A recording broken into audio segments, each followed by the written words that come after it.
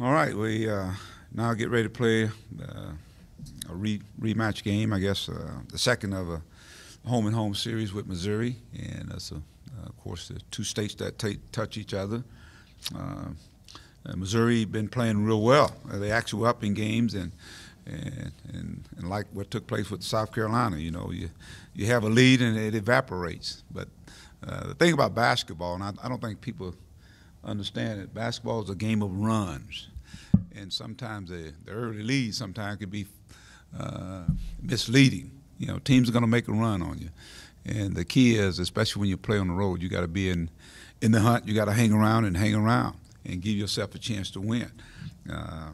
But with the invention of the three-point line and teams playing with the shot clock, you erase those leads real quick.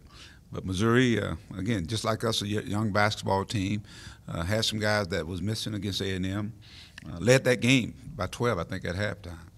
So we know it's going to be a physical basketball team that rebound the basketball well defensively. Coach Martin does a great job with them. The Geis kid is the one that I think he's the head of that basketball team. So I'm anxious to see how we respond after the tough loss to a South Carolina team that that I thought they did what they supposed to do at the home court. They took care of business. So, but we got to get that out of our system. 8 games left, and we're still in contention. There's still a conference championship at stake. So we move forward.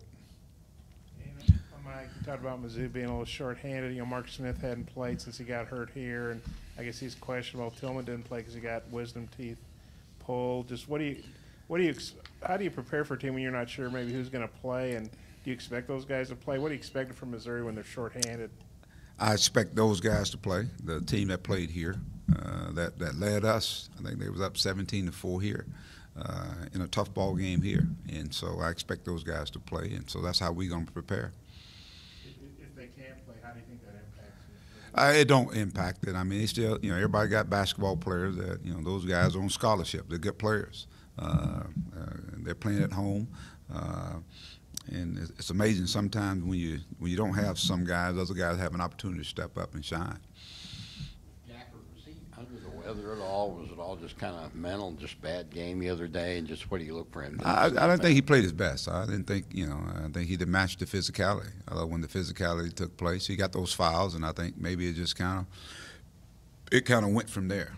His rhythm wasn't there. You can see his rhythm wasn't there. So we expect, a better performance from Daniel. Mike, I didn't see this, but at the game, I was there. I was sitting up kind of high. But I read somewhere, where, like on television, it was maybe you and Daniel had some words when he came out after he got in the early foul trouble. What happened with that? There was no words. No words. Probably more frustration for Daniel more than anything else, but no words. And then, I think it was the Missouri game where he didn't have any fouls. And then since then, it seems like he's gotten in foul trouble a lot. Kind of, how do you, get the foul reductions? I think he's got to figure that out. I think, Daniel's been really good this year about, obviously it was a problem last year, and he's been really good about it this year. And I think it has a lot to do with position, getting your feet and getting in the right spot, and just moving your feet.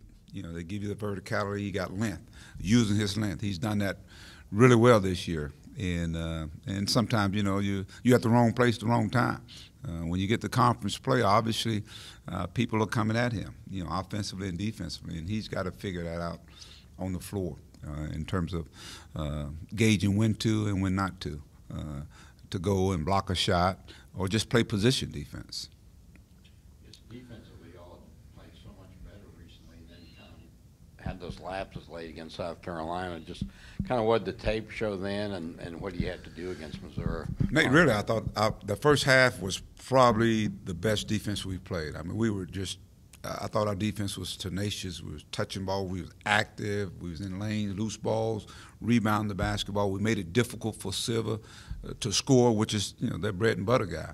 And they made some shots early on. So, and then we came out and I thought the tempo. We had our defense dictated the tempo. It was up tempo. I thought when they made their run at us, I thought when we then get the stops, we stop pushing the basketball.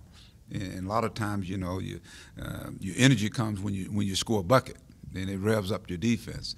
But I thought we just kind of start walking the ball up the floor, and then it became a tempo that favored South Carolina. I mean, it's a tight game with 3 minutes, less than 3 minutes to go. I mean, we're right where we want to be.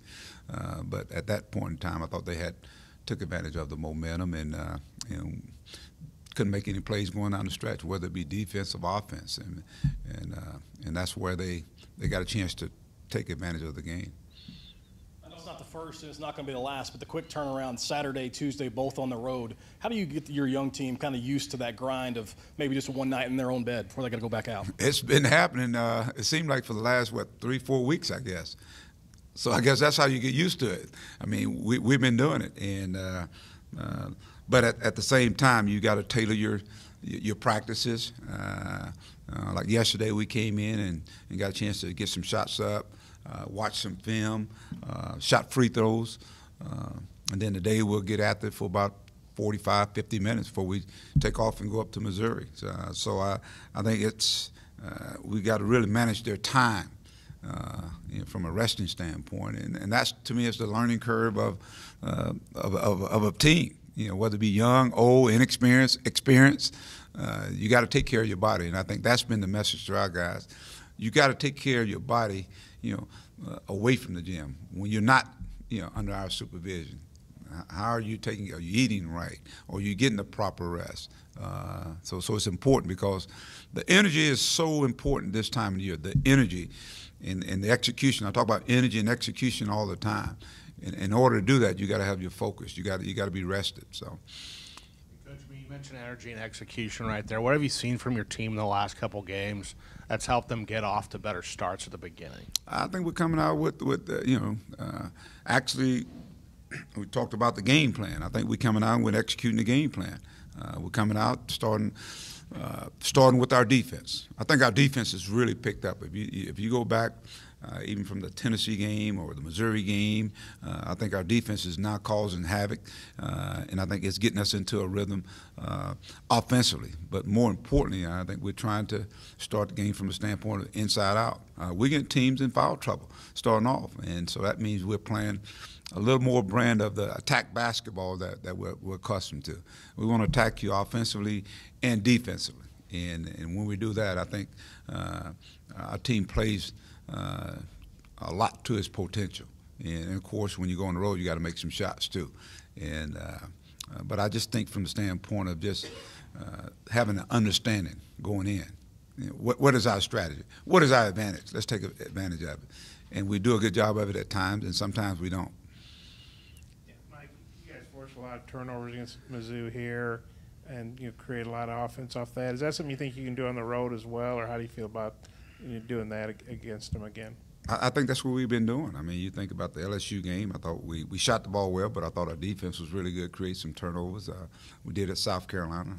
It just seemed like we're getting in a much better rhythm defensively. And it's not even just from the turnovers. I mean, it's just making stops and getting the tempo, getting up and down the floor, pushing the basketball.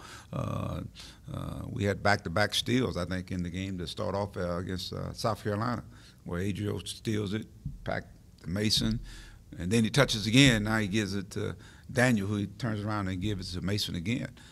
So again, it's the DNA of this team is defense, and I think our guys are understanding that a little bit more now. So, and I'm sure Missouri is going to work on taking care of the basketball, but it won't change for what we do. We still want to be up-tempo team.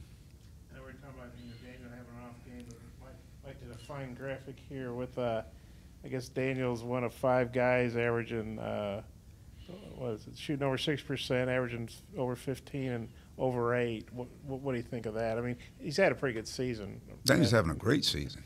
I think Daniel's having a great season. I mean, just think about where he was, last year to where he is right now, and he's on the top of everybody's scouting report. And so when you look at what's returning with this basketball team, he was the focal point of what was coming back. And now we've added some pieces around him, and guess what? because he's the focal point, those guys are the beneficiary. Yeah, you're seeing a guy like Isaiah, one of the top 3-point shooting guys in the country. Mason Jones, he's shown his impact. The assist totals for a guy like Jalen Harris. I mean, so those guys are the recipients of let's say, Daniel drawing a lot of attention. And so in spite of that, you know, you look at what he's done, I think his production has gone up from last year. And Isaiah's, I guess, 1-3 away from tying the freshman record here. Obviously, he's going to break it at some point, probably Tuesday night.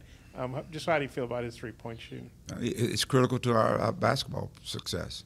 You know, we got to have some guys knock shots down because they're putting 2 and 3 guys on Daniel, and so those guys got to knock shots down to make the defense honest. You kind of hit on this in your opening, but you know, Missouri's had trouble, you know, holding some lead. You know, Vandy the other night, they had a 10-point lead, and you had a 10-point lead. I was watching Ole Miss and A&M the other night, and Ole Miss was up by like 13, then A&M went up by 9, then Ole Miss ended up winning. I mean, is that just, you think people focus too much on their team when it's probably happening in a lot of games all over the place? It always has. I mean, if you watch basketball, it always has. You think about even the games we've had games where we've been 16 points down, and we'll come back up and go up, and, you know, that's a lot of time in basketball. I mean, you know, I think we had a 13-point lead at South Carolina with, 15 minutes ago. That's a lifetime in basketball. That's a lot of time. And so I guess, you know, it's at the end when you want to be ahead. That's the biggest key there. You know, obviously, you want to build on those leads, but I think if you just watch college basketball all around the country, you know, there are some teams that are like a classic would be Tennessee. You know, they're a very experienced team. You know, and I can recall them at the same stage where they were in games where they'd be up, and then the other team would run back up on them, and so it's called learning how to win, I guess. Learn how to win, and then learn how to finish. I think that's the biggest key.